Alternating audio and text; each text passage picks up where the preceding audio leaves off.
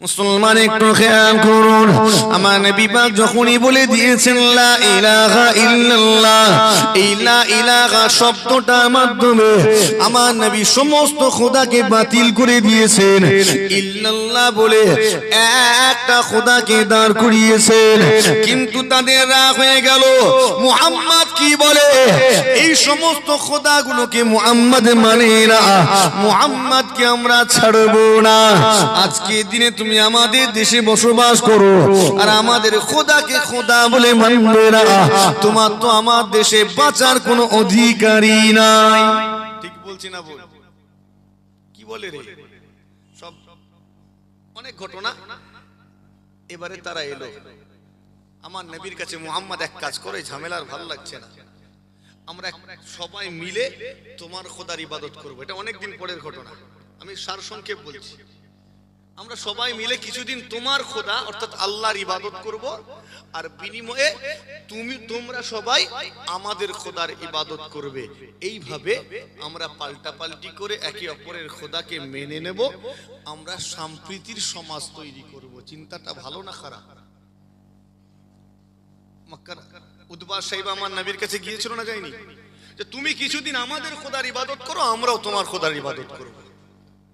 আমার নবী পাক সাল্লাল্লাহু আলাইহি ওয়াসাল্লামের কাছে আল্লাহ পাক জিবরাইল আমিন আলাইহিস সালামকে পাঠিয়ে দিলেন, একটা গোটা সূরা নাযিল করলেন। কোরআন শরীফটা খুলুন, আমার আল্লাহ পাক তার হাবিবের মাধ্যমে জানিয়ে দিয়েছেন, কুল ইয়া আইয়ুহাল কাফিরুন, হে নবী আপনি বলুন, আপনি ঘোষণা দিন, আপনি জানিয়ে দিন, ইয়া আইয়ুহাল কাফিরুন, হে কাফের সম্প্রদায় শোনো শোনো শোনো, লা আবুদু মা তা'বুদুন, আমি নবী মুহাম্মদ সাল্লাল্লাহু আলাইহি ওয়াসাল্লাম তার ইবাদত করি যার ইবাদত তোমরা করো না। তোমরা যার ইবাদত করো আমি রাসূলুল্লাহ তার ইবাদত করি না। আমি রাসূলুল্লাহ যার ইবাদত করি তোমরাও তার ইবাদত করো না। আমার নবী পাক আরো ঘোষণা দিলেন, হে মক্কা বিদিনেরা শোনো, তোমরা যারা ইবাদত করবে আমি রাসূলুল্লাহ তার ইবাদত করব না, আর আমি রাসূলুল্লাহ যার ইবাদত করব তোমরাও তার ইবাদত করবে না। লাকুম দীনুকুম ওয়ালিয়া দীন। অতঃপর আমার নবী জানিয়ে দিলেন, এই মক্কার মানুষেরা শোনো, তোমাদের জন্য তোমাদের দিন, তোমাদের ধর্ম, আর আমি মুহাম্মদ আমার জন্য আমার দিন, আমার ধর্ম।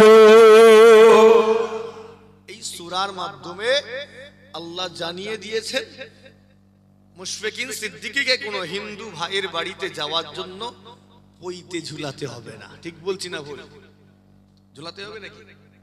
আর আমার কোন হিন্দু বন্ধু বা ভাইকে আমার বাড়িতে আসার জন্য মাথায় টুপি পরে জুব্বা পরেও আসতে হবে না।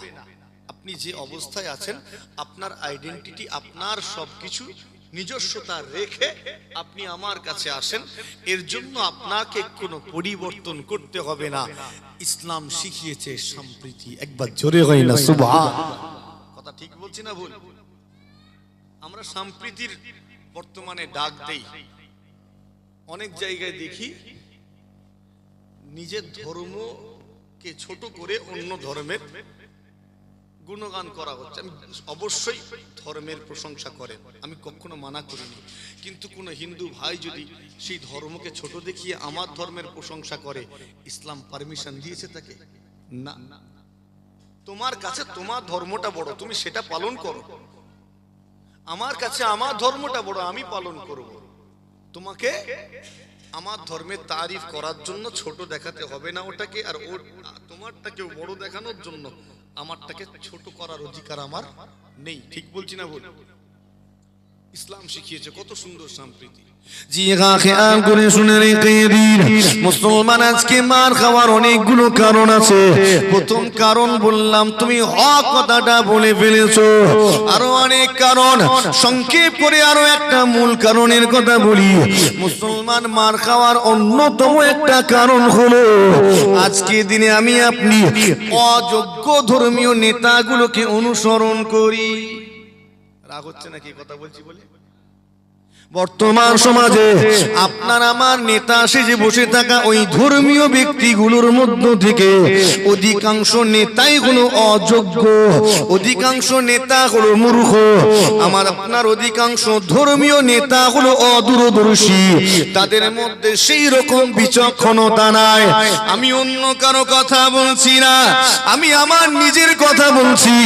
আজ মুশফিকিন সিদ্দিকীর মতো অযোগ্য পীরজাদা যদি নিজেকে ধর্মীয় নেতা বানিয়ে আপনার মাথার উপরে চেপে বসে, বলুন তো সেই অযোগ্য নেতার অনুসারী যদি আপনি হয়ে থাকেন, আপনার পরিণতিটা ভালো হবে নাকি খারাপ হবে? কথা বলেন না কেন? আমি তো অযোগ্য, এখন আমাকে যদি অনুসরণ করেন আপনার পরিণতি কেমন হবে? ভয়ঙ্কর হবে, মার খেতে হবে। আর নেতা যদি ভালো হয় সেই নেতার অনুসারীদেরও ভালো হবে, ঠিক না ভুল? নেতা যদি ঠিকঠাক না থাকে তাকে অনুসরণ করলে আপনাকে খেতে হবে। বর্তমান তাম বিশ্বের দিকে নজরটা ঘুরিয়ে দেখুন, আমি আপনি যাদেরকে ধর্মীয় নেতা বানিয়ে দিয়েছি, অধিকাংশ পীরজাদা পীর সাহেব, অধিকাংশ গদি দখল করে থাকা ইমাম মুয়াজ্জিন আলেম ওলামা, অধিকাংশ হলো অদূরদর্শী, বিচক্ষণতার বড় অভাব রয়েছে। যে আজকে দিনে ফুরফুরা শরীফে যখন কোনো ঘটনা ঘটে, ইদানিং কালের খবরাখবর আপনারা পান কিনা পাননি? পান তো। ইদানিং কালে কিছু ঘটনা ঘটছে, এ আগে হতো না মনে হয়। আগে হতো হুজুর কিবলাদের জামানায়, তাই তখন বদমাইশ লোক ছিল না, কি মনে হয় ছিল কি? এখন যে রকম মেন্টালিটির মানুষ গন্ডগোল করে, তখন ছিল না নাকি? তখনও ছিল, কিন্তু তখন এমন ঘটনা ঘটেনি। কেন? আমাদের হুজুর কিবলা গণেরা এই ধর্মীয় নেতা যারা ছিলেন তারা প্রত্যেকে ছিলেন যোগ্য, প্রত্যেকে বিচক্ষণ, যথেষ্ট দূরদর্শী, তাই বিচক্ষণতার সাথে সমস্যাগুলোকে হ্যান্ডেল করতে পারতেন। একবার জোরে হয় না সুবহানাল্লাহ। বর্তমানে মুশফিকিন সিদ্দিকীর মতো পীরজাদা যার মধ্যে সেই রকম বিচক্ষণতা নেই, হ্যান্ডেল করতে পারি না, সমাধান করতে পারি না, দ্রুত সিদ্ধান্ত নেওয়ার ক্ষমতা নেই। কোনো সমস্যা হলে সমাধান করার জন্য দ্রুত সিদ্ধান্ত নেওয়া প্রয়োজন, ঠিক বলছি না ভুল? সেই দূরদর্শিতা নেই, তাই আজকে মার খেতে হয়। ও বাবা, উল্টে সমস্যা সমাধান করতে গিয়ে আমি বাড়িয়ে দিই। জি হ্যাঁ, খেয়াল করে শুনে রেখে দিন, আমার মতো অযোগ্য পীরজাদা মুশফিকিন সিদ্দিকীর মতো অযোগ্য ধর্মীয় নেতার পাল্লায় পড়েছেন তো মরেছেন। আপনি আমার পাল্লায় পড়েছেন বলে আজকে দিনে আপনাকে পড়ে পড়ে মার খেতে হচ্ছে। কেননা আজকে দিনে আমার মতো ধর্মীয় নেতাগুলো ইসলামটাকে কয়েকটা জায়গায় সীমাবদ্ধ করে দিয়েছি, কয়েকটা জায়গার মধ্যে আটকে দিয়েছি। আজকে ইসলাম সীমাবদ্ধ হয়ে গিয়েছে মসজিদে, আজকে ইসলাম সীমাবদ্ধ মাদ্রাসায়, ইসলাম সীমাবদ্ধ জলসা খানকা এবং মাহফিলে, ঠিক বলছি না ভুল? এর বাইরে ইসলাম আছে? দেখাতে পারবেন? আজকে এই মাঠে দেখেন জলসা হচ্ছে, তাই ইসলাম আছে। কালকে জলসা ভেঙে যাবে, ইসলাম থাকবে এখানে? ক্রিকেট খেলা হবে, ঠিক বলছি না ভুল? খেলা হয়ে গেল তো আজকে, এখন দু একদিন বন্ধ থাকবে, ইসলাম নেই। আমার মতো অযোগ্য ধর্মীয় নেতাকে যদি মানেন, ওই কয়েকটা জায়গায় ইসলামকে আটকিয়ে রেখে দেব।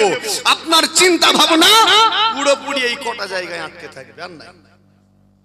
আপনার পুরো মেন্টালিটি চেঞ্জ করে দেবো। জি হ্যাঁ, খেয়াল করুন, আমার মতো অযোগ্য নেতার কাছে আপনি এসেছেন, আপনার সমস্যা হয়েছে, আমি বিপদে পড়েছি, সমস্যায় পড়েছি, এখন করণীয় কি বলে দিন। এই অযোগ্য পীরজাদা মুশফিকিন সিদ্দিকী আপনাকে বলল, চিন্তা করো না, দুশ্চিন্তা করো না, তুমি সমস্যায় পড়েছো তো কি হয়েছে, যাও যাও ওযু করে মসজিদে চলে যাও, আল্লাহু আকবার বলে নামাজ শুরু করো, আমার আল্লাহ পাক তোমাকে মুসিবত থেকে হেফাজত করে দিবে।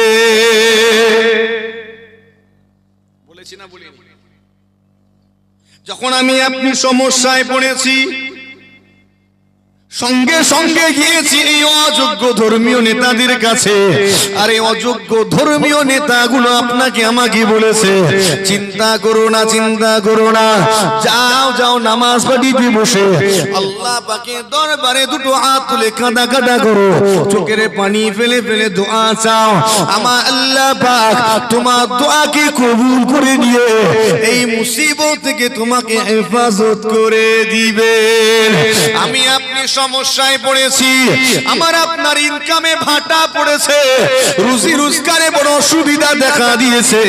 হুজুরের কাছে গেলাম, হুজুর সুন্দর করে শিখিয়ে দিয়েছেন ফজরের নামাজের পরে, আসরের নামাজের পরে 100 বার করে ইয়া রাজ্জাক নামে তাসবিহ পড়ো, আল্লাহ তোমার রুজি রোজগারে বরকত দিয়ে দিবেন।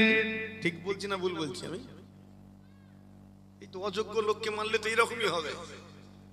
সমস্যায় পড়েছো, যাও নামাজ পাঠিতে দাঁড়াও। আমার হাত ভেঙে গেছে, বলেন আমি নামাজ পাঠিতে দাঁড়াবো তো? এই কথা বলেন না, কিছু হয়েছে যাও নামাজ পাঠিতে দাঁড়াও, আল্লাহ হেফাজত করে দেবেন। দুয়া চাও, আল্লাহ হেফাজত করে দেবেন। চলেন, আমার হাত ভেঙে গেছে, মসজিদে গিয়ে নামাজ পড়বো। হাতটা জুড়ে যাবে না যাবে? আপনারা কি বলেন? ফতোয়া দেবেন না তো? মুশফিকুন সিদ্দিকী নামাজের বিরুদ্ধে ওয়াজ করছে, সকালবেলা বলবে কাফের টাফের হয়ে গেছে।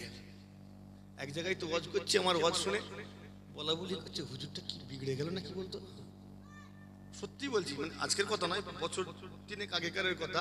পাশে গিয়ে বলা বলি করছে, তবলিক টবলিক হয়ে গেছে নাকি বলতো, এইভাবে বলছে। এখন হক কথা বললে আমাদের অসুবিধা হয়, এই বলবো না, ছেড়ে দেবো। আপনি হাত ভেঙে গেছে, চলেন আল্লাহর কাছে দোয়া চাইলে আল্লাহ হেফাজত করবেন তো নাকি? করবেন না? করবেন না? হ্যাঁ, হাত জুড়ে যাবে তো। আমি দোয়া চাইলে হাত জুড়বে না জুড়বে না? তাহলে দোয়া কবুল হয়নি নাকি? যদি হাত না জোড়ে তাহলে আমার দোয়া কবুল হয়নি। কোনটা? দোয়ার বিরুদ্ধে ওয়াজ হচ্ছে, এবার তাসবিহর বিরুদ্ধে ওয়াজ করছি। মুশফিকুন সিদ্দিকী আপনার কাছে নামাজের বিরুদ্ধে ওয়াজ করছি না, আপনার কাছে দোয়ার বিরুদ্ধে ওয়াজ করছি না, বা তাসবিহ তিলাওয়াতের বিরুদ্ধে আমি আলোচনা রাখছি না। যদি আপনি একটু চিন্তা করেন আপনার কাছে পরিষ্কার হয়ে যাবে, আমি নামাজের বিরোধিতা করছি না, দোয়ার বিরোধিতা করছি না। এগুলোর বিরোধিতা করার ক্ষমতা আমার নাই, আমার বাপেরও নাই। মুসলমান একটু খেয়াল করুন, আমি আপনার কাছে যেটা বলতে চাইছি, আপনি আনাড়ি পোনা করবেন না। হাত ভেঙে গিয়েছে, নামাজ পড়লে হাত জীবনেও জোড়া লাগবে না। পা ভেঙে গিয়েছে, আল্লাহর কাছে দোয়া চেয়ে বসে থাকলে আপনার পাটা জুড়ে যাবে না। যদি বলেন না জুড়বে না কেন, আমি তো দোয়া চাইলাম, আমার দোয়া কি তাহলে আল্লাহর কাছে কবুল হয়নি? বিষয়টা আপনাকে আমাকে ভালোভাবে অনুধাবন করতে হবে। আপনাকে জিজ্ঞাসা করি, বলুন তো, আমি খোলা আকাশের নিচে দাঁড়িয়ে দাঁড়িয়ে আল্লাহর কাছে দোয়া চাইছি, আল্লাহ হঠাৎ করে বৃষ্টি শুরু হয়ে গিয়েছে, আমাকে এই বৃষ্টি থেকে হেফাজত করুন। ভিজবো না ভিজবো না? রাগ হচ্ছে এভাবে বলছি বলে? এই ভিজে যাবো কেন? আমার দোয়া তাহলে কবুল হয়নি? কবুল হয়েছে? যদি আমার দোয়া কবুল হতো, সব জায়গায় পানি হতো, কিন্তু আমি ভিজতাম না, ঠিক না ভুল? তাহলে কবুল হয়নি তো। ইমানদার কখনো আনাড়ি হতে পারে না। কি বললাম? ইমানদার কখনো আনাড়ি হতে পারে না। আনাড়ি পোনাটা বন্ধ করে ইমানদার হন। পানি হচ্ছে খোলা আকাশের নিচে থাকলে তুমি ভিজে যাবে। কখন ভিজবে না? আল্লাহ তো বলেই দিয়েছেন, বান্দা ছায়ায় চলে যাও, আমি আল্লাহ হেফাজত করব। জোরে হয় না সুবহান? আমি ডাক্তার হতে চাই। কি হতে চাই? কি হতে চাই?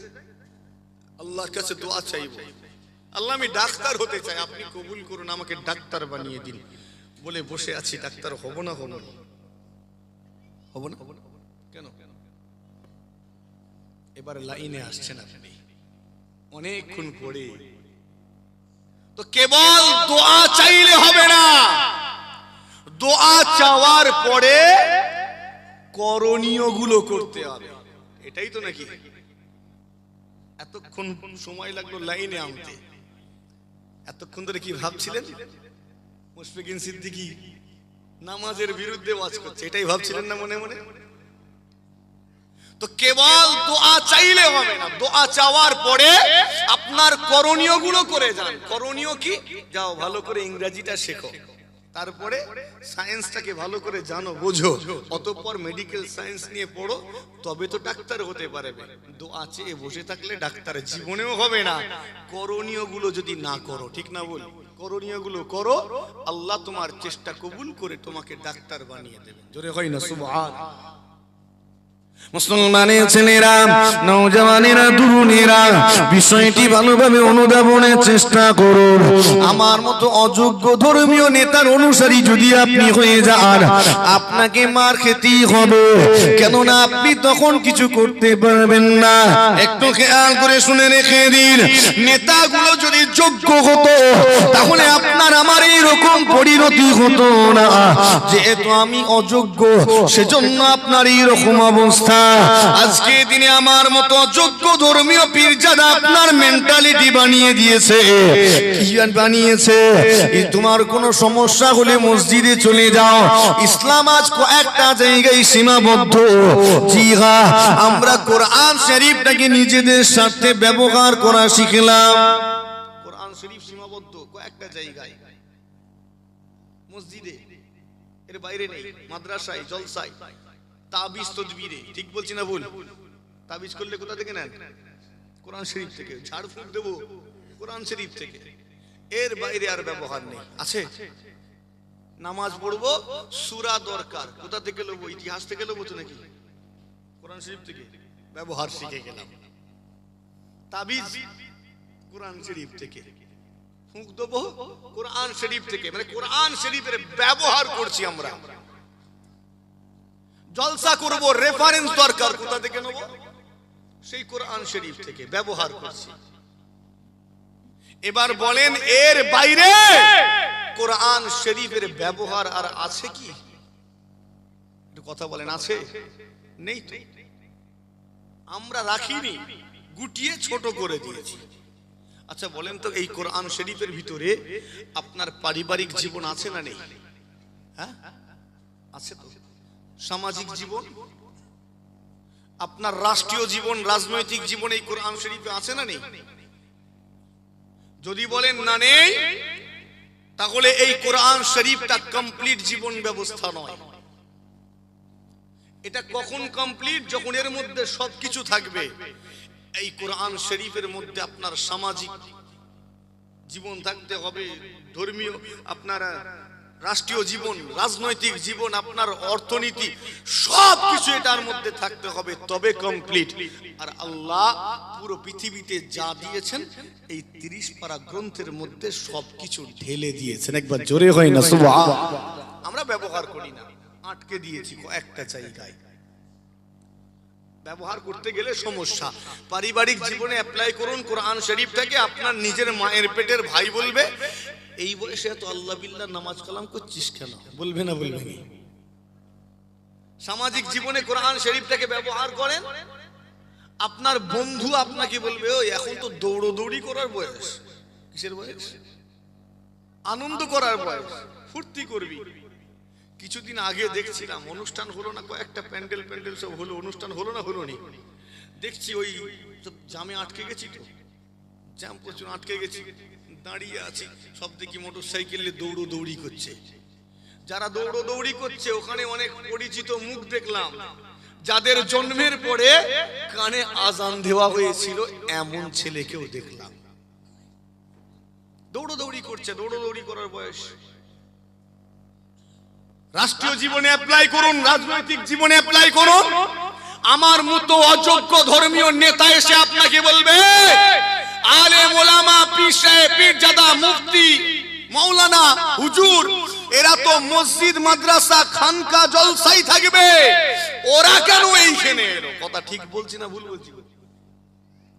এরা কেন এইখানে? এরা তো মসজিদে থাকবে, জলসাই থাকবে, দরবারে থাকবে, খানকায় থাকবে, এরা কেন এইখানে? আচ্ছা বলেন তো, কোরআন শরীফে আছে কি আপনার রাজনীতি, কিভাবে রাষ্ট্র চালাতে হবে সেই বিধান আল্লাহ কোরআন শরীফে দিয়েছেন কি?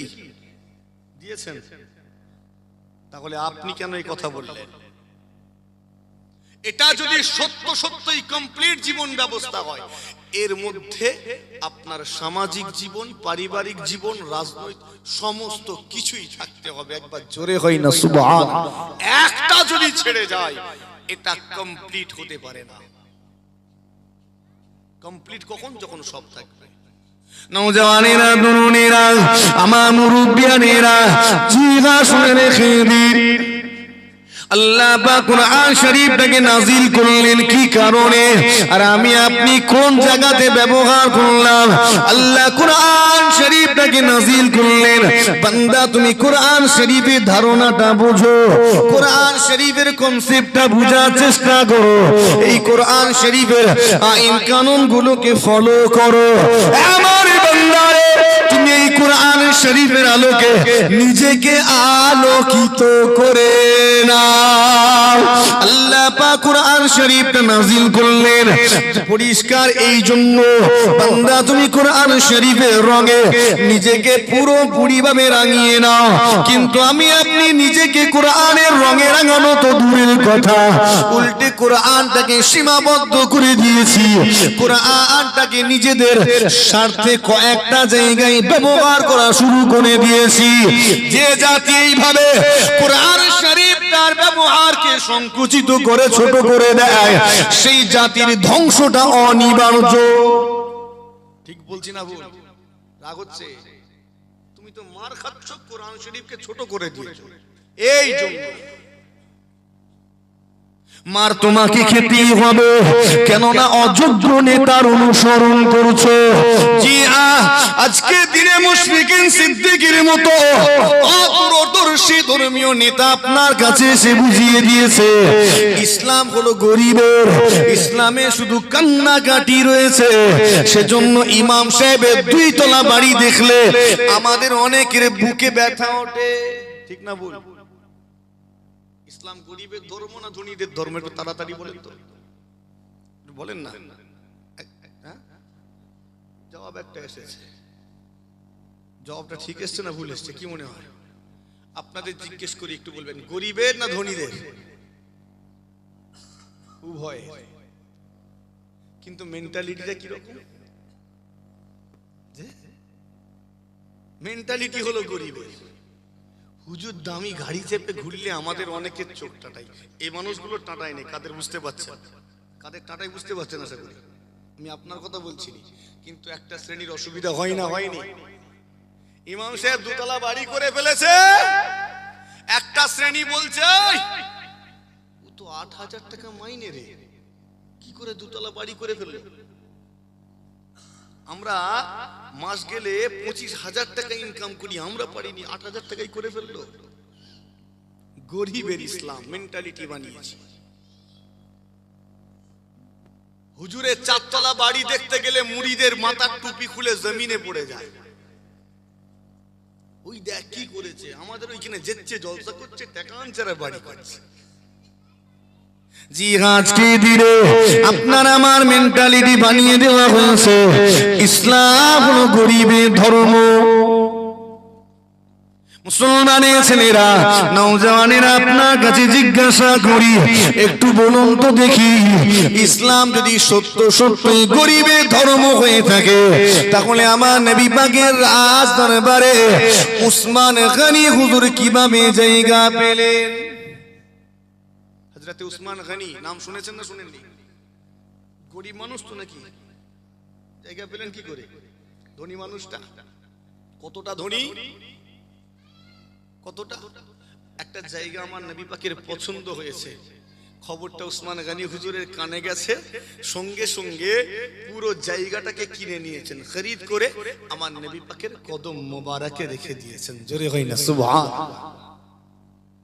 সেই জায়গাতে আজকাল হাজী সাহেবরা যায়, জিয়ারত করে। জান্নাতুল বাকিয়া বলে একটা কবরস্থান আছে না, পুরো কবরস্থানটা উসমান গনি হুজুরের কেনা। একবার জোরে হয় না সুবহানাল্লাহ। একটা বিশাল খাজুরের বাগান, হযরত উসমান গনি হুজুর বিশাল ওই খাজুরের বাগান উম্মতে মুহাম্মাদির জন্য ওয়াকফ করে দিয়েছেন। আজও পর্যন্ত ওই জমির দলিল উসমান গনি হুজুরের নামেই রয়েছে, হুজুরের নামেই কারেন্টের বিল আসে। একবার জোরে হয় না সুবহানাল্লাহ। আজও মরুভূমি এলাকা, পানি বড় সংকট, পানি কোথায় পাবো? এর মধ্যে সাহাবা হুজুরগণ বড় কষ্ট করে একটা কুয়ার সন্ধান পেলেন, সুপেয় পানি, পানযোগ্য পানির কুয়া দেখতে পেয়েছেন। কিন্তু যখনই পানি আনতে যান কুফারেরা আটকে দেয়। তুমি মুসলমান, মুহাম্মাদের হাতে হাত দিয়ে কলেমা পড়েছো, তোমাদের পানি দেব না, তোমরা এই কুয়ার পানি থেকে বঞ্চিত। ঘেঁষতে দেয় না, ঘৃণা করে, তুচ্ছ তাচ্ছিল্য করে। সংখ্যাই কম তো, বুঝতে পারছেন না? নতুন দল তুচ্ছ তাচ্ছিল্য করে।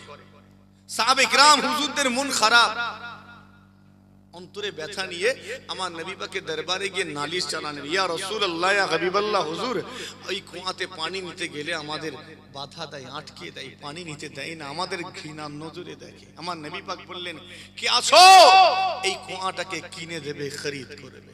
জি হ্যাঁ, শুনে রেখে দিন, আমার নবী পাক সাল্লাল্লাহু আলাইহি ওয়াসাল্লাম যখনই বললেন কে আছো এই কুয়াটাকে খরিদ করে ইমানদারদের জন্য ওয়াকফ করবে, আমি রাসূলুল্লাহ তার জন্য আল্লাহর জান্নাতের সুসংবাদ দিয়ে দিলাম। হযরত উসমান গনি রাদিয়াল্লাহু তাআলা আনহু যখনই খবর পেয়েছেন, সঙ্গে সঙ্গে ছুটে গিয়ে চড়া মূল্যে কুয়াটাকে খরিদ করে तमाम বিশ্বের ইমানদারদের জন্য ওয়াকফ করে দিলেন, দান করে দিলেন। জি হ্যাঁ, শুনে রেখে দিন, সেই ধনী ব্যক্তিটা এই গরিবের ইসলামে কি করে জায়গা পেলেন?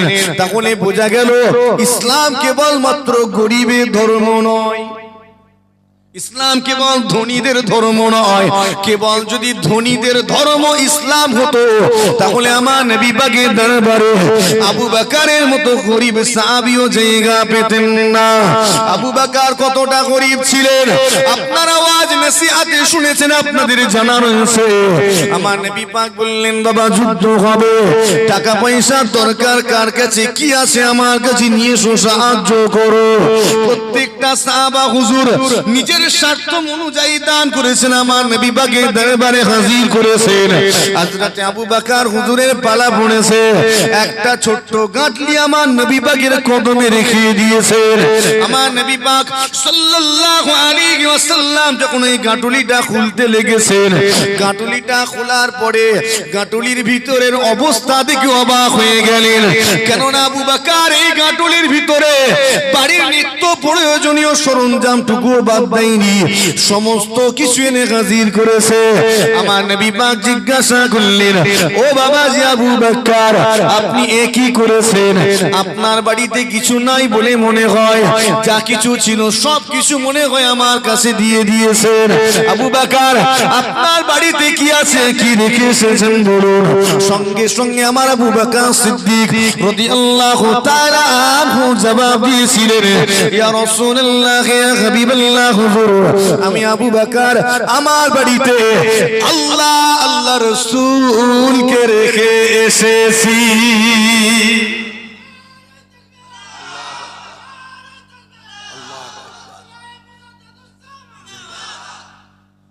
তো আমার বাড়িতে আর কিচ্ছু নাই এ কথা কিন্তু বলেননি, আল্লাহ আল্লাহর রাসূলকে আমার বাড়িতে রেখে এসেছে। একবার জোরে হয় না সুবহানাল্লাহ। তাহলে কেবল গরিবেরও ইসলাম নয়, ঠিক না ভুল? কেবল ধনীদেরও নয়। জি হ্যাঁ, শুনে রেখে দিন, ইসলাম কারো একার নয়। আমার আল্লাহ পাক ইসলামে কোন রকমের ভেদাভেদ রাখেননি। না গরিব ধনী ভেদাভেদ আছে, না কালো ফর্সার ভেদাভেদ আছে, না বংশের উচ্চ নিচ্চ ভেদাভেদ রয়েছে। ইসলামে শিক্ষিত অশিক্ষিতর ভেদাভেদ নাই। আমার আল্লাহ পাক সমস্ত ভেদাভেদ গুলোকে ঘুষিয়ে দিয়েছেন, সমস্ত রকমের ভেদাভেদকে দূর করে দিয়ে প্রত্যেকটা ইমানদারকে এক কাতারে দাঁড় করিয়ে দিয়েছেন। জি হ্যাঁ, শুনে রেখে দিন, কিন্তু আপনার আমার এলাকার এই অযোগ্য ধর্মীয় নেতাগুলো আপনাকে আমাকে ভুল ইসলামটাকে বুঝিয়ে এসেছেন। আজকে যে ইসলাম আমরা অনুসরণ করি, সাহাবায়ে কেরাম হুজুরগণেরা সেই ইসলামের অনুসারী ছিলেন না, আল্লাহর ওলিরাও সেই ইসলামের অনুসারী ছিলেন না। ঠিক বলছি না ভুল বলছি? আর একটু আগে গেলে বুঝতে পারবেন, আলোচনা শুনতে হবে। আর আমাকে মানুষ দাওয়াত করে না গজল শোনার জন্য না অন্য কি, মানুষ কিছু জানতে চায়, এই জন্যই দাওয়াত করে। যারা ওয়াজ শুনেন তারা জানেন। আমি চেষ্টা করি আমি 1.5 ঘন্টা 2 ঘন্টা মাইকে বকবো, আপনার সময়টা যেন বেকার না যায়, আমি এই চেষ্টা করি। বিশ্বাস করুন, আমি চিন্তা করি মানুষকে কি করে বিষয়টাকে বোঝাবো। আল্লাহ যেন তৌফিক দেন, বলি আল্লাহুম্মা আমিন। আমি আপনাকে কিছু বোঝাতে পারছি কি? আপনার ভ্রান্ত ধারণার পরিবর্তন করতে চাই। আমার উদ্দেশ্য যে ভুল ইসলাম আমরা মানছি, ভুল শরীয়ত মানছি, ওই ভুলটাকে সংশোধন করতে হবে। আটকে গেছি কয়েকটা জায়গায়, ব্যাস। নওজওয়ানেরা, তরুণেরা, আজকে দিনে আমাদের মেন্টালিটি বানিয়ে দেওয়া হয়েছে ইসলাম হলো গরিবের। সেজন্য মসজিদে যাওয়ার সময় ছেঁড়া পাটা তালি দেওয়া কুচকে যাওয়া জামা পরে নামাজ পড়তে যায়, ঠিক না বল? চকচকে জামা ঘরে আর ছেঁড়া জামা পরে নামাজ পড়তে যাচ্ছে, তালি দেওয়া। কিছু কিছু নামাজির জামা দেখেছি, দেখি পিছন দিক থেকে কুঁচকে উঠে গেছে। আপনারা দেখেছেন না? দেখেন, আপনারাও দেখেছেন, কুঁচকে উঠে গেছে। কেন রে বাবু? বলছে গরিবের ইসলাম তো, এখানে শুধু কান্না আছে। কি আছে? কাঁদো, আল্লাহর আযাবের ভয়ে কাঁদো। মসজিদের এক কোণে চলে যাও, নামাজ পড়িতে বসে খালি কাঁদো, আল্লাহর গজবের ভয়ে, জাহান্নামের ভয়ে, পরকালের শাস্তির ভয়ে কাঁদো। ইসলাম মানে হলো শুধু কান্না। ঠিক বলছি না ভুলবো? এটাই বোঝানো হয়েছে না হয়নি? মাঝে মাঝে চিন্তা করি, আল্লাহ কার আয়? আমার আপনার কাছে ওয়াজ করা হয়েছে, মুজাদ্দিদে জামান দাদা হুজুর কিবলা ধনপুতার জঙ্গলে গিয়ে ইবাদত বন্দেগী করে আল্লাহর ওলি হয়েছেন। একবার জোরে হয় না সুবহান? কথাটা সত্য না মিথ্যা?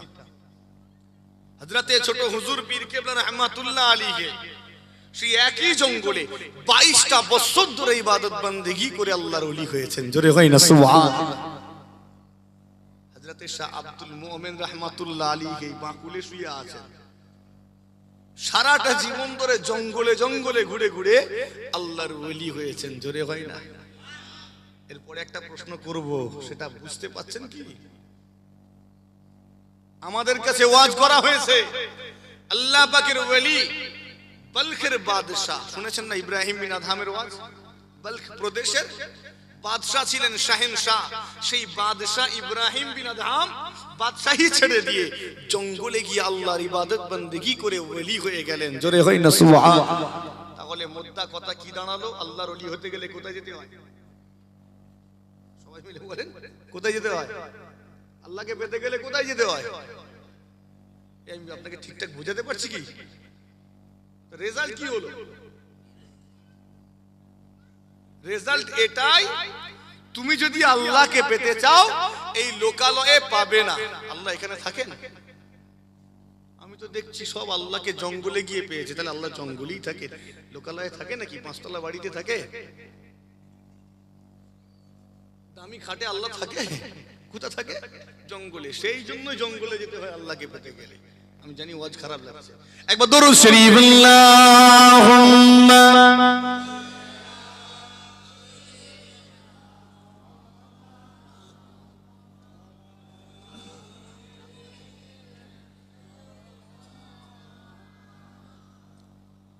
बेईमान जिंदगी से सीने में है, मेरा हो मेरा भी मदीने में है।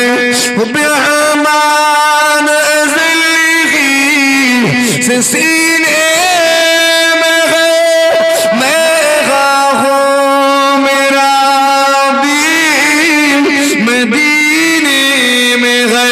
फूल तो फूल कांटों में क्या हुस्न है, लुत्फी जन्ना से बढ़कर मदीने में है। अल्लाहुम्मा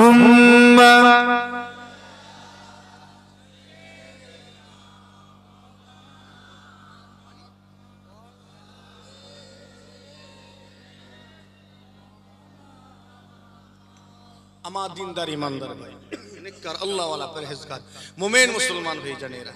আলোচনা আপনাদের বুঝতে অসুবিধা হচ্ছে না তো? ক্লিয়ার আছে তো? ক্লিয়ার থাকলেই হলো। আমার উদ্দেশ্য বোঝানো, সেইটাই চেষ্টা চালিয়ে যাচ্ছি। চলেন, যেটা বলছিলাম, তো আল্লাহকে পেতে গেলে কোথায় যেতে হয় বলছিলাম? জঙ্গলে। এই দীর্ঘদিন ধরে ওয়াজ করে আমার মতো অযোগ্য নেতা আপনার এই মেন্টালিটি বানিয়েছে। ঠিক বলছি না ভুল? ব্রেনটা ওয়াশ করে দিয়েছে। তুমি পালঙ্গে বসে বসে কখনো আল্লাহকে পাবে না। চকচকে জামা পরে আল্লাহকে পাওয়া যায় না। রাজ সিংহাসনে বসেও আল্লাহকে পাওয়া যায় না। আল্লাহকে পেতে গেলে সব ছেড়ে দিয়ে জঙ্গলে যেতে হয়। ভুল ব্যাখ্যা এটা পুরোপুরি। আপনি যদি পালঙ্গে বসে বসে সেই মনোযোগ আনতে পারেন, পালঙ্গে বসে বসেই আল্লাহকে পাবেন। একবার জোরে হয় না সুবহানাল্লাহ? বুঝাতে পারলাম না? তারা জঙ্গলে গেছে কেন? আল্লাহকে পাওয়ার জন্য। জি না, তারা জঙ্গলে গেছেন কেননা ইবাদতের ব্যাঘাতটা না ঘটে। আপনি বাড়িতে নামাজ পড়ছেন, আল্লাহু আকবার, ছেলে চ্যাঁ করে কেঁদে উঠলো। নামাজের মনোযোগিতা নষ্ট হলো না হলো না? হলো।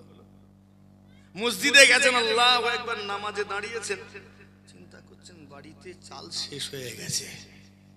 ঠিক বলছি না ভুল? এক্ষুনি আনতে যেতে হবে। নামাজ হচ্ছে তো? ইব্রাহিম বিন আদহাম বাদশা ছিলেন, পুরো রাজ্যের চিন্তা তার মাথায়। বলেন তো, সব চিন্তা মাথায় নিয়ে নামাজ পাঠিতে দাঁড়াচ্ছেন, নামাজের মতো নামাজ হবে? কি করে হয়?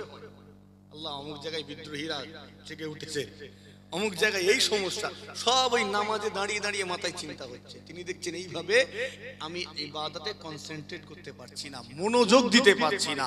এজন্য বললেন, দুট রাজত্ব ছাড়, আমি আমার আল্লাহকে পেতে চাই। কেন?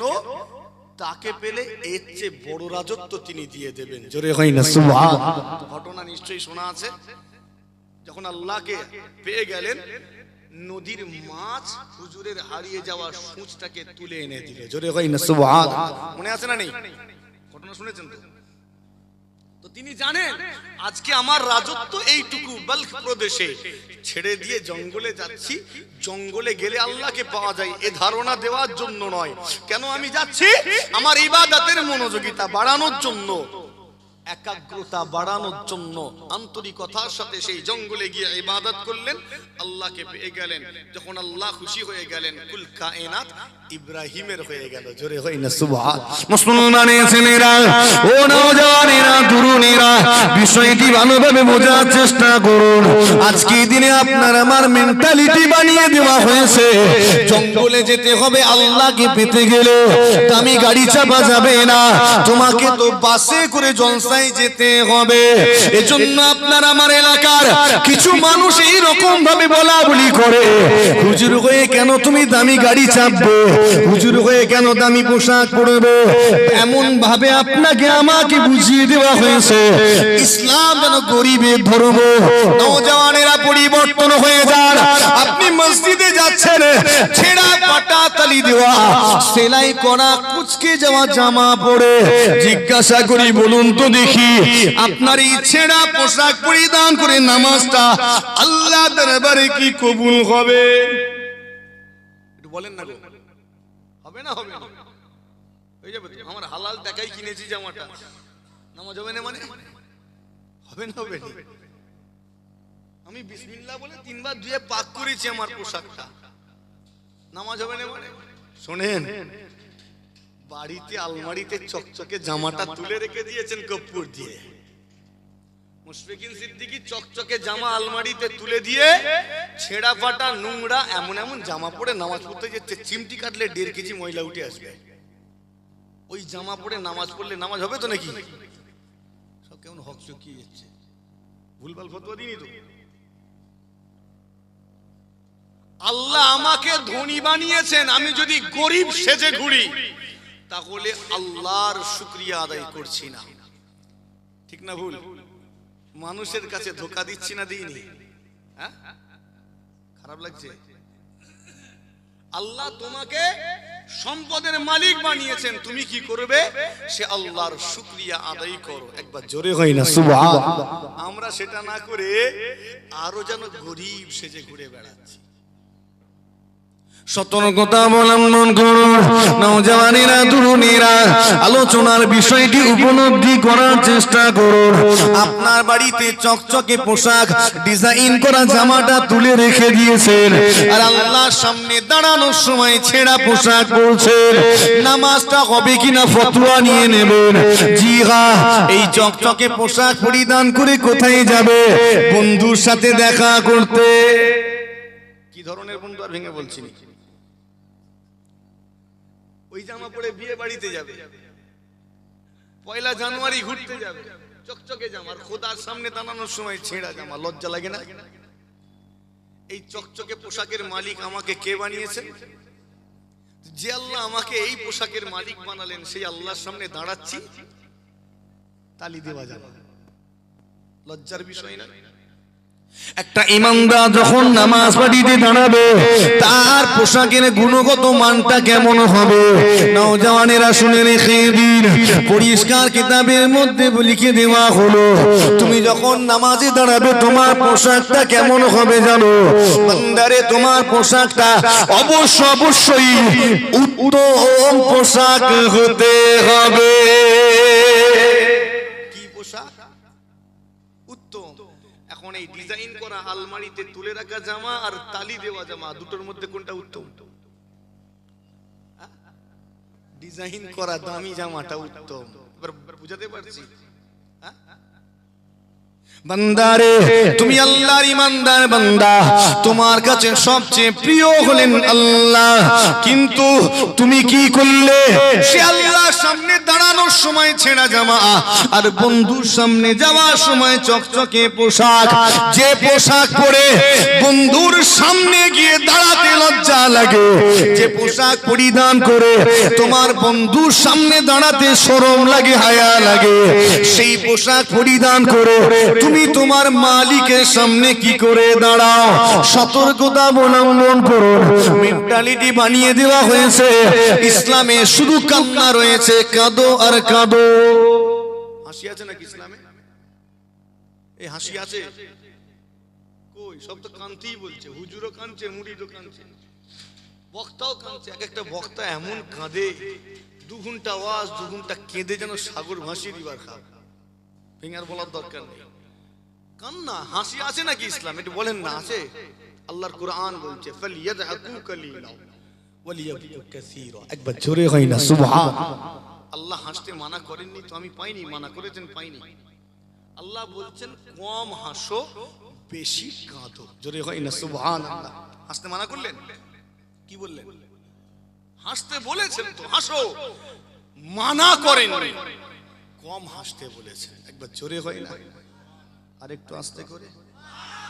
এই কিছুটা চেঞ্জ হবে কি? মেন্টালিটি, ধারণা চেঞ্জ হবে কি? আমার দরকার ভ্রান্ত ধারণা যেন চেঞ্জ হয়। নওজওয়ানেরা, তরুণেরা, আমার মুরব্বিয়ানেরা, একটু সতর্কতা অবলম্বন করো। আজকে দিনে মুসলমান মার খাচ্ছে অনেকগুলো কারণ, তার একটা কারণ হলো মুসলমান তুমি হলে দুর্বল, তুমি হলে কমজোর, তুমি হলে যায়েদ, একেবারেই দুর্বল। যদি দুর্বল কেউ হয়ে থাকে, তাকে তো অবশ্যই মার খেতেই হবে। ঠিক না ভুল? কমজোর হয়েছে কেন? দুর্বল হয়েছে কেন? মার খাও। জানা নেই এই দুনিয়ায় দুর্বলের বেঁচে থাকার অধিকার নেই? জানা আছে না নেই? যদি কেউ দুর্বল হয়, সবলেরা তার মাথায় পা দিয়ে মাথাটা পাকে গেড়ে দেয়। জানা নেই? রাগ হচ্ছে নাকি? এ দুর্বল না দুর্বল নয়, না সবল? দেখেন না আপনি নিজের দিকে তাকিয়ে।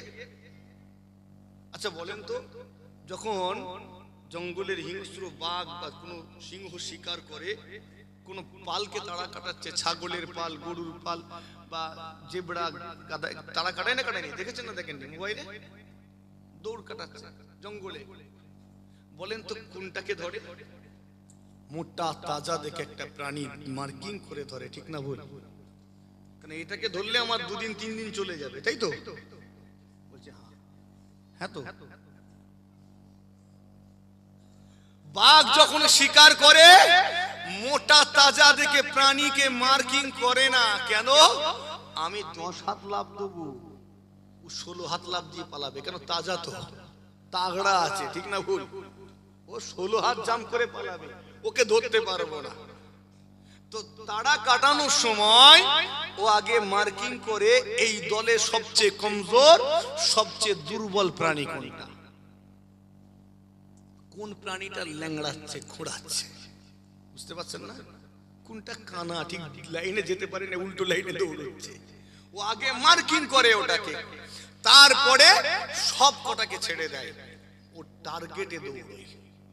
তো আপনাকেও আগে আপনার টার্গেটটা ফিক্স করতে হবে, আপনার লক্ষ্য বস্তু স্থির করতে হবে।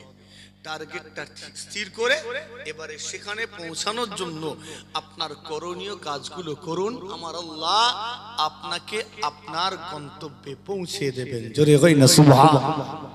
তো এখান থেকেও শিক্ষণীয় বিষয় কিছু আমাদের আছে নেওয়ার। আমরা টার্গেট ফিক্স করি না, আর বর্তমান মোবাইলের যুগে তো কারোর টার্গেটই নেই, আছে? ঠিক কি টার্গেট আছে আপনার? কোন যুবককে জিজ্ঞেস করেন তুমি কি হতে চাও, মাথা চুলকাবে।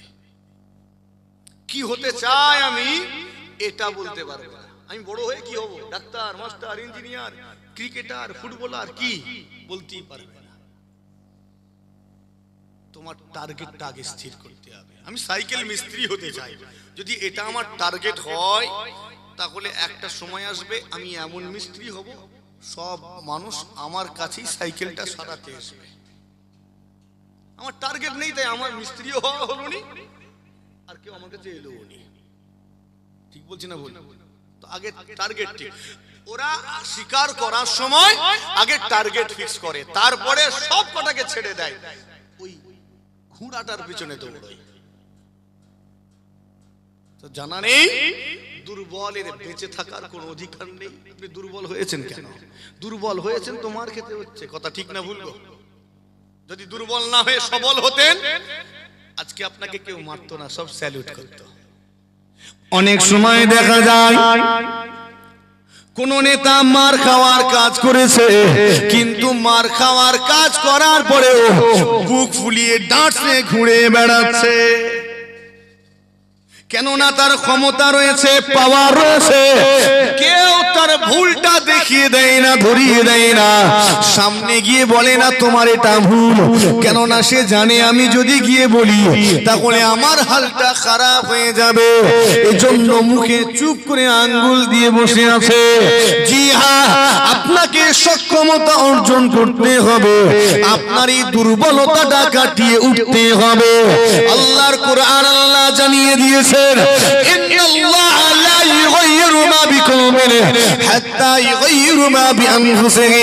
আমি আল্লাহ ততক্ষণ পর্যন্ত কোন কওম, কোন জাতি, কোন গোত্র, কোন ব্যক্তির হাল অবস্থাকে পরিবর্তন করি না, করছি না, করব না, যতক্ষণ না ওই কওম, ওই জাতি, ওই গোত্র, ওই ব্যক্তিটা নিজেকে পরিবর্তন করতে চায়। মুসলমান, আপনি যদি এই মার খাওয়ার অবস্থা থেকে নিজেকে পরিবর্তন করতে না চান, আপনাকে মার খেয়ে যেতেই হবে। আপনার ছেলেটাকেও মার খেয়ে যেতে হবে, তার ছেলেটাকেও বংশ পরম্পরায় মার খেয়ে যেতেই হবে। কেননা আপনি আপনার হালাতের পরিবর্তন চান না, আপনি আপনার অবস্থার পরিবর্তন চান না। যে মানুষটা ভ্যান চালিয়ে খায়, ওই মানুষটাকে সারাটা জীবন ভ্যান চালিয়েই খেতে হবে, যদি মানুষটা মারুতি চাপার নিয়ত না করে। ঠিক বলছি না বল? আমি যদি 5 তলা বাড়ি করার নিয়ত না করি, 5 তলা বাড়ি আল্লাহ আমাকে দিয়ে করাবেন? করাবেন না। ওই আমাকে নাঙ্গল নিয়ে মাঠেই যেতে হবে, ট্রাক্টর নিয়ে মাঠেই যেতে হবে। কেন? আমি তো 5 তলা বাড়ি বানানোর চেষ্টাই করিনি, নিয়তটাই করিনি। কথা ঠিক বলছি না ভুল? আমি যদি আমার নিজের অবস্থার পরিবর্তন না চাই, আমার আল্লাহ আমার অবস্থাকে পাল্টে দেবেন না। কখন পাল্টাবেন? যখন আমি চাইবো আল্লাহ আমার অবস্থার পরিবর্তন করুন, আল্লাহ বলছেন আমি তখন তোমার পরিবর্তন করব। একবার জোরে হয় না? এই আলোচনার বিষয়বস্তু বুঝতে পারছেন কি? হ্যাঁ, মার খাচ্ছি, খালি বলছে মারছে মারছে। আরো 100 বছর, 200 বছর, 1000 বছর তোমাকে মার খেতে হবে যদি তুমি তোমার হালাত পরিবর্তন না চাও। নওজওয়ানেরা, তরুণেরা, আমার মুরব্বিয়ানেরা, ও আল্লাহর ওলিদের পাগলেরা, একটু খেয়াল করে শুনে রেখে দিন, আপনাকে আমাকে এই অবস্থা থেকে বেরিয়ে আসতে গেলে কি করতে হবে?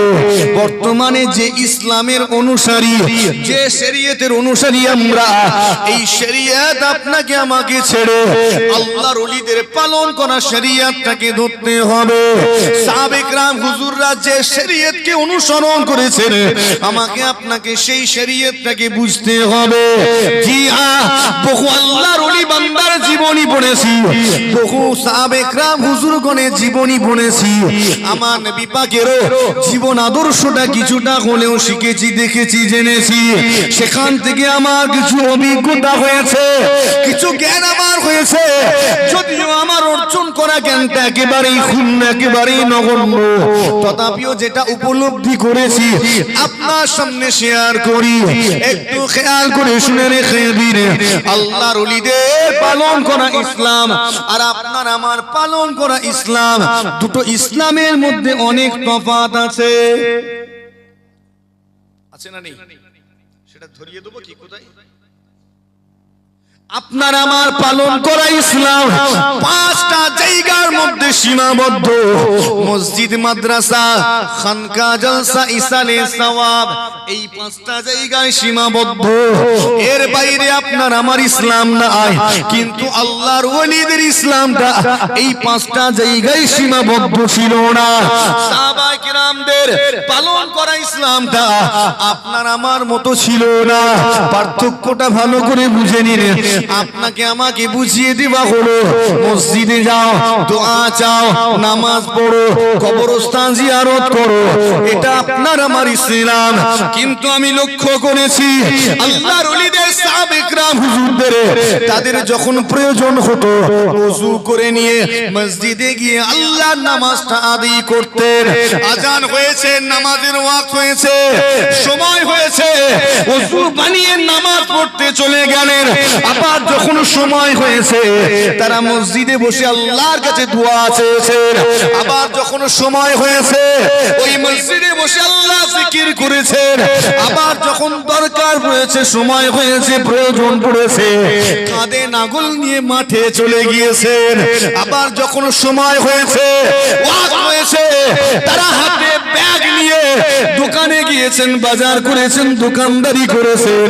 আবার যখন দরকার পড়েছে তারা বড় গাড়ি করে মাল নিয়ে দূর দেশে সফর করেছেন, ব্যবসার জন্য বাণিজ্য করেছেন। আবার যখন দরকার পড়েছে তারা লেবার হয়ে গিয়েছেন, রোজ খেটেছেন, বাড়ি বানিয়েছেন, মসজিদ বানিয়েছেন। আবার যখন দরকার পড়েছে তারা কি করেছেন? খন্দকের যুদ্ধে খন্দক খুঁড়েছেন। আমার নবী পাক নিজে পেটে পাথর বেঁধে সেইখানে মেহনত করেছেন। যখন দরকার পড়েছে, প্রয়োজন পড়েছে, সাহাবে কেরাম হুজুরগণেরা আমার নবী পাক সাল্লাল্লাহু আলাইহি ওয়াসাল্লাম এক হাতে ঢাল আর এক হাতে তলোয়ার নিয়ে জিহাদের ময়দানে ঝাঁপিয়ে পড়েছে। জোরে হয় না? মাথায় ঢুকছে কথাটা? কি বুঝাতে চাইছে? আমাদের ইসলাম মসজিদ, মাদ্রাসা, খানকা, জলসা, তাদের এই রকম সীমাবদ্ধ ছিল না। যখন যেটা দরকার সেটা করেছেন, করণীয় গুলো করে গেছেন, সফলতা আল্লাহ দিয়েছেন। একবার জোরে হয় না? আর একটু আস্তে করে, আরো আস্তে। মুসলমানের ছেলেরা, আপনার আমার পূর্বপুরুষদের দিকে লক্ষ্য করে, তারা আপনার আমার মতো এই রকম পিছিয়ে পড়া জাতি ছিলেন না। তারা ছিলেন পৃথিবীর শ্রেষ্ঠ। একটা সময় ছিল তুমি ছিলে পৃথিবীর শ্রেষ্ঠ জাতি, কিন্তু আজকে সেই শ্রেষ্ঠ জাতিটা সবচেয়ে নিকৃষ্ট জাতিতে পরিণত হয়েছে, সবচেয়ে নিষ্ক্রিয় জাতিতে পরিণত হয়েছে। এর অনেক অনেকগুলো কারণ, সংক্ষেপ করি।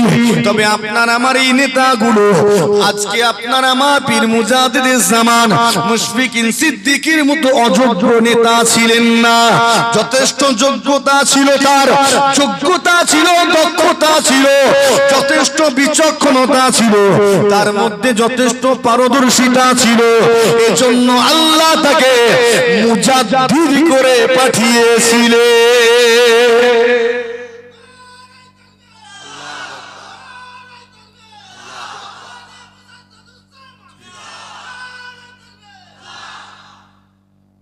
আল্লাহ তো মুশফিকিন সিদ্দিকীকে মুজাদ্দিদ বানায়নি, কথা ঠিক না ভুল? কেন? অযোগ্য তো।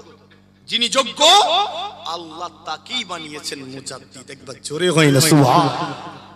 তিনি বারবার চেষ্টা করেছেন এই জাতির হারিয়ে যাওয়া সেই মাকামটা ফিরে পেতে। একটা সময় ছিল শ্রেষ্ঠ ছিল, ঠিক না ভুল? ইতিহাস ঘাটেন, 300 বছর যত বিজ্ঞানী হয়েছে সব ছিল এই মুসলমান নামাজি টুপিওয়ালা দাড়িওয়ালা। 300 বছর ধরে পুরো ভারতের কথা বলছি, পুরো বিশ্বে যত বড় বড় সায়েন্টিস্ট, গবেষক, বিজ্ঞানী সব ছিল ইমানদার। জোরে হয় না সুবহানাল্লাহ। কিন্তু সেই শ্রেষ্ঠ আসন তারা দখল করে রেখেছিল, ধরে রেখেছিল। কিন্তু আজকে দেখেন সেই জাতি লেবার হয়ে গেল, ঠিক না ভুল? কি হয়েছে? লেবার। আজকে সব লেবার। খাটবো, খাবো, খাটা বন্ধ, মাথা চুলকে চুলকে মরে যাবো। কাপড়ের কাজ, খাটছি খাচ্ছি, বন্ধ হয়ে গেল, মাথা চুলকাচ্ছে, পেরেশান হয়ে যাচ্ছে, দৌড়দৌড়ি করছে, ঠিক না বল? এদিকে কিসের কাজ হয়? জড়িয়াড়ি এসবের হয়তো। এখন নিশ্চয়ই বুঝতে পারছেন হালাতটা কি হচ্ছে। সব টেনশন ঘুরছে, কি হবে কি হবে। নওজওয়ানেরা খেয়াল করুন, আপনার আমার পীর মুজাদ্দিদুল জামান দাদা হুজুর পীর কেবলা রাহমাতুল্লাহ আলাইহি একজন সংস্কারক ছিলেন। প্রত্যেকটা কাজে তিনি তার সংস্কারের ছোঁয়া রেখে গিয়েছেন। আপনার আমার ধর্মীয় জীবনে, আপনার আমার সামাজিক জীবনে, আপনার আমার রাষ্ট্রীয় জীবনে, আপনার আমার অর্থনৈতিক জীবনে দাদা হুজুর কেবলা যথেষ্ট অবদান রেখেছেন। চেষ্টা করেছেন এই জাতিটাকে হারিয়ে যাওয়া শ্রেষ্ঠ জাতি বানাতে। জি খেয়াল করে শুনে রেখে দিন, তিনি চিন্তা করলেন কি করে এই জাতিকে সেরা বানানো যায়। সেরা বানাতে গেলে এই জাতিকে আগে শিক্ষিত করতে হবে, কেননা শিক্ষা ছাড়া কখনো শ্রেষ্ঠ জাতি হওয়া সম্ভব নয়। ঠিক বলছি না? আল্লাহ পাকের কোরআন আল্লাহ পাক নাযিল করলেন, ইকরা বিসমি রাব্বিকাল্লাযী খলাক। আসমান থেকে সবার আগে আল্লাহ আমাদের জন্য নাযিল করলেন ইকরা, পাঠ করো, পড়ো, তিলাওয়াত করো। আপনার আমার পীর এই নাযিলকৃত প্রথম শব্দ ইকরার প্রতি গুরুত্ব দিলেন, লেখাপড়া পাঠ করার প্রতি গুরুত্ব দিলেন। কেননা একটা জাতির মেরুদণ্ড হলো এই শিক্ষা। শিক্ষা ছাড়া কখনো মাথা তুলে দাঁড়ানো সম্ভব নয়। সেজন্য এলাকায় এলাকায় চলে গেলেন, মাদ্রাসা প্রতিষ্ঠা করলেন, মুক্তব কায়েম করলেন। আপনার আমার বাড়ি ছেলেগুলো মুক্তবে গেল, মাদ্রাসায় গেল, কোরআনিয়া মাদ্রাসা, কিরাআতিয়া মাদ্রাসা, হাফিজিয়া মাদ্রাসায় গেল, কোরআন শরীফটাকে হিফজ করলো, হাফিজে কোরআন হলো। একটু খেয়াল করেন, হাফিজ হয়ে গিয়েছে, এবার দাদা হুজুর কিবলা চিন্তা করছেন হাফেজ হয়ে তারা নামাজ পড়ে, কিন্তু কেবল কোরআন শরীফ মুখস্থ করে পৃথিবীর শ্রেষ্ঠ জাতি হওয়া সম্ভব নয়। ঠিক না বল? রাগ হচ্ছে নাকি? হুজুর এবারে হাফেজদের ধরেছে কেন? এই সবাই হাফেজ হয়ে গেলাম আমরা, এখানে যে কজন আছি সবাই হাফেজ হয়ে গেলাম। বলেন তো আমরা পৃথিবীর সেরা মানুষ হয়ে গেলাম তো? হলাম না? তাহলে শুধু হাফেজ হলে পৃথিবীর সেরা হওয়া যায় না, তাহলে নামাজি হলে হওয়া যায় নিশ্চয়। চলেন সবাই নামাজি হয়ে গেলাম, আমরা পৃথিবীর সেরা জাতি হয়ে গেলাম, তাই তো নাকি? খুব রাগ হচ্ছে আমার উপর, আমি বুঝতে পারছি। উল্টো ওয়াজ হচ্ছে রে, সারা রাত ওয়াজ হবে আর কিনা জানি না। আর আমি আজকে সুযোগ পেয়েছি প্রথমে, তাই প্রথমে মাথায় ঠুকিয়ে দিয়ে যাচ্ছি, পাগলামু বন্ধ করতে হবে, আনাড়িপনা বন্ধ করতে হবে। ইমানদার কখনো আনাড়ি হতে পারে না। ইমানদার সব সময় বিষয়টি বুঝার চেষ্টা করে। একবার জোরে হয় না সুবহানাল্লাহ। ইমানদার সব সময় নিজের ভুলটাকে সংশোধনের চেষ্টা করে। জোরে হয় না সুবহানাল্লাহ। যদি আনাড়ি মনে করে প্রকৃত ইমানদার আপনি নন। জি হ্যাঁ, শুনে রেখে দিন দাদা হুজুর কিবলা চিন্তা করলেন এই জাতিটাকে শ্রেষ্ঠ জাতি বানাতে গেলে কেবল হাফেজ হলে হবে না, কেবল নামাজ পড়ে পৃথিবীর সেরা জাতি হওয়া যায় না, কেবল রোজা রেখে পৃথিবীর শ্রেষ্ঠ আসনটা দখল করা সম্ভব নয়। পৃথিবীর শ্রেষ্ঠ জাতি হতে গেলে প্রত্যেকটা বিষয়ে আপনাকে পারদর্শী হতে হবে, আপনার মধ্যে সমস্ত রকমের যোগ্যতা থাকতে হবে। এবারে হুজুর কিবলা চিন্তা করলেন এদেরকে আগিয়ে দিতে হবে। আগিয়ে দেওয়ার জন্য হুজুর কিবলা আরো মাদ্রাসা করলেন, খারিজিয়া মাদ্রাসা, সিনিয়র মাদ্রাসা, টাইটেল মাদ্রাসা নির্মাণ করলেন। আপনার আমার বাড়ির ছেলেগুলো সেই মাদ্রাসাগুলোতে গেল, পড়াশোনা করলো, জ্ঞান অর্জন করলো। কিসের জ্ঞান অর্জন করলো? উসুলের জ্ঞান, কালামের জ্ঞান, ফিকা ফারাইজের জ্ঞান, বালাগাত ফাসাহাদের জ্ঞান, তাফসীর শাস্ত্রের জ্ঞান, হাদিস শাস্ত্রের জ্ঞান অর্জন করলো। এখন ছেলেটি হলো একজন মাওলানা, একজন আলেম, একজন মুফতি। এই ছেলেটি একজন আলেম হলো, মাওলানা, মুফতি হয়ে সমাজটাকে সুন্দরভাবে পরিচালনা করতে লাগলো। এখন এই কালেমা পড়া ইমানদার গুলো ইসলামটাকে সুন্দরভাবে মেনে চলতে শিখে গেছে, কিন্তু কেবলমাত্র ধর্মীয় জ্ঞান অর্জন করে পৃথিবীর সেরা জাতি হওয়া সম্ভব নয়। ঠিক বলছি না ভুল? ধর্মীয় জ্ঞান অর্জন করে সেরা হয়ে যাবে, কিন্তু আজকে আমাদের মেন্টালিটি আমি হজ করে ফেলেছি মানে আমার এলাকার সেরা মানুষ হয়ে গেছি। ঠিক না ভুল? ঠিক বলছি না ভুল বলছি? আমরা কেউ নামাজ পড়তে গেলে নাই, বিশেষ করে রমজান শরীফ মাসে আমরা নিজেদেরকে সবচেয়ে বেশি নেককার মনে করি। অনেক নেকি কামিয়ে নিয়েছি। ঘোড়ার ডিম তুমি নেকি কামিয়েছো কি করে বলো? এটা তো তোমার অত্যাবশ্যকীয়, পালনীয়। ঠিক না ভুল? তুমি তোমার ঋণটাকে পরিশোধ করেছো। কেউ যদি 5 ওয়াক্ত নামাজ পড়ে মাথা কিনে ফেলেছে না, অনেক সওয়াব কামিয়েছে না? তোমার কাজ এইটা তুমি করেছো। নফল যদি পড়ো তাহলে তুমি এক্সট্রা কিছু অর্জন করলে। ঠিক বলছি না ভুল? নফল নামাজ পড়েছো, নফল তাসবিহ পড়েছো, তখন তুমি নিজেকে মনে করতে পারো যে আমি একটু এক্সট্রা নেকি কামিয়েছি। 5 ওয়াক্ত নামাজ পড়ে মনে করো নি যে আমি বেশি নেকি কামিয়েছি। জি না, ওটা করণীয়, তোমার করতেই হবে বাধ্যতামূলক। নওজওয়ানেরা, তরুণেরা কেবলমাত্র ধর্মীয় বিষয়গুলো জানলে পৃথিবীর সেরা জাতি হওয়া যায় না। হুজুর কিবলা অনেক দূরদর্শী ছিলেন, অনেক বেশি বিচক্ষণ ছিলেন। তিনি চিন্তা করলেন এদেরকে আগিয়ে দিতে গেলে কেবল মুফতি হলে হবে না, মাওলানা হলে হবে না, আলেম হলে হবে না। কি দরকার? ডাক্তার দরকার, মাস্টার দরকার, ইঞ্জিনিয়ার দরকার, প্রফেসর দরকার, লেকচারার দরকার রয়েছে, সায়েন্টিস্ট। হুজুর কিবলা ব্যবস্থা করলেন, এলাকায় এলাকায় চলে গেলেন, জেনারেল মাদ্রাসা নির্মাণ করলেন। আপনার আমার বাড়ির ছেলেগুলো ওই জেনারেল মাদ্রাসায় গেল, সেখানে গিয়ে জ্ঞান অর্জন করলো। কিসের জ্ঞান অর্জন করলো? তারা সেখানে গিয়ে ইতিহাসের জ্ঞান নিল, ভূগোলের জ্ঞান নিল। সেখানে গিয়ে আপনার আমার বাড়ির ছেলেগুলো সায়েন্সের জ্ঞান অর্জন করলো, গণিত শাস্ত্রে জ্ঞান অর্জন করলো, দর্শন শাস্ত্রে জ্ঞান অর্জন করলো। আপনার আমার বাড়ির ছেলেগুলো টেকনোলজি সম্পর্কে জ্ঞান অর্জন করলো। আপনার আমার বাড়ির ছেলেগুলো এই জেনারেল মাদ্রাসায় পড়াশোনা করে ডাক্তার হলো, মাস্টার হলো, ইঞ্জিনিয়ার হলো, প্রফেসর, লেকচারার হলো। আপনার আমার বাড়ির ছেলেগুলো এই জেনারেল মাদ্রাসায় গিয়ে সায়েন্টিস্ট হলো। এবারে তারা আমার জাতির উপকার করতে লাগলো, এই দেশের খিদমতে কাজে লাগলো। জি হ্যাঁ, এবারে হুজুর কিবলা একটা বিষয় লক্ষ্য করলেন, এই জাতির পুরুষগুলো শিক্ষিত হয় কিন্তু মহিলাগুলো চার দেওয়ালে বন্দী থাকে। ঠিক বলছি না ভুল? পুরুষগুলো শিক্ষিত হচ্ছে, পড়াশোনা করছে, আর মহিলাগুলো এরা পড়াশোনা করছে না। এরা চার দেওয়ালে বন্দি। এই 2023 সালে আজকের দিনের কথা বলছি আমি। কেমন অবস্থা লেখাপড়ার? স্কুলে ছেলেরা বেশি যাচ্ছে না মেয়েরা? মেয়েরা যাচ্ছে, ভালোই তো। তাহলে কত দূর পড়ছে তারা? মাধ্যমিক, উচ্চ মাধ্যমিক, এরপরে আর নয়। ছেলেরা তার চেয়ে বেশি যাচ্ছে না কম যাচ্ছে? গ্রাজুয়েশন করছে না? তারপরে দেখা যাচ্ছে ছেলেরা এমএ করছে, বিএ করছে, বিএড করছে, বিভিন্ন যে যার লাইন বেছে এগিয়ে যাচ্ছে।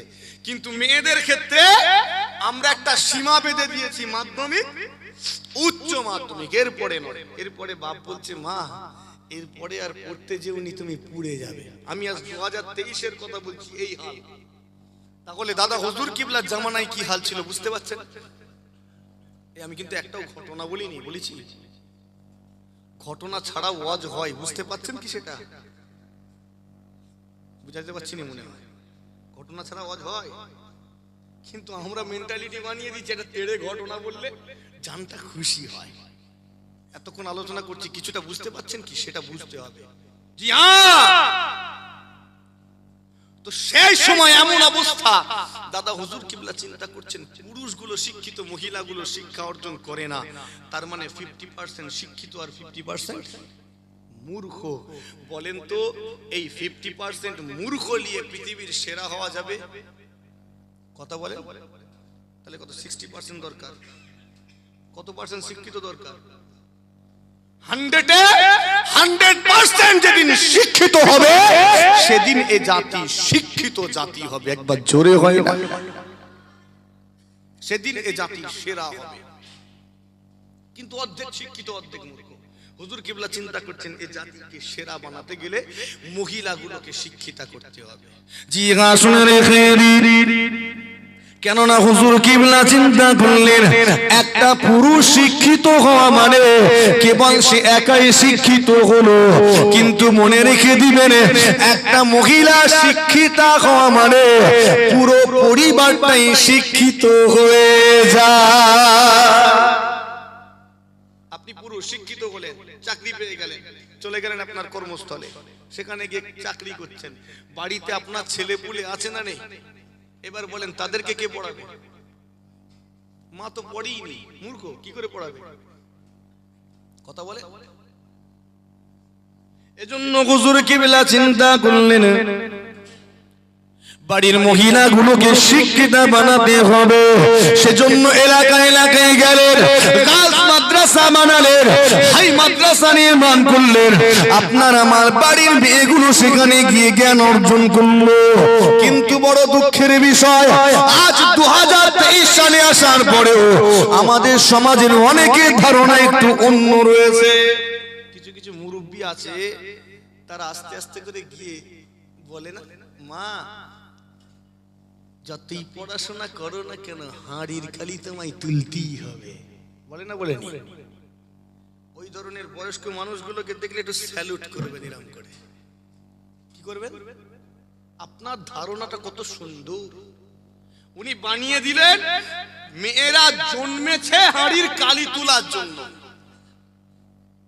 95% নাম্বার পেয়েছে সায়েন্সে একটা মেয়ে, গণিতে 100 পেয়েছে। মেয়েটার পড়া ছাড়িয়ে দিয়ে বাপটা বিয়ে দিয়ে দিল। এদিকে হয় না তো এরকম?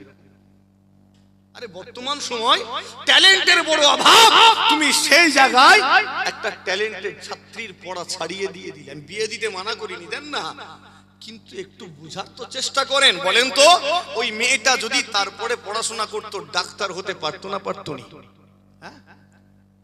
ওই মেয়েটা যদি ডাক্তার হতো, এই জাতিটা আগিয়ে যেত না? যেত না?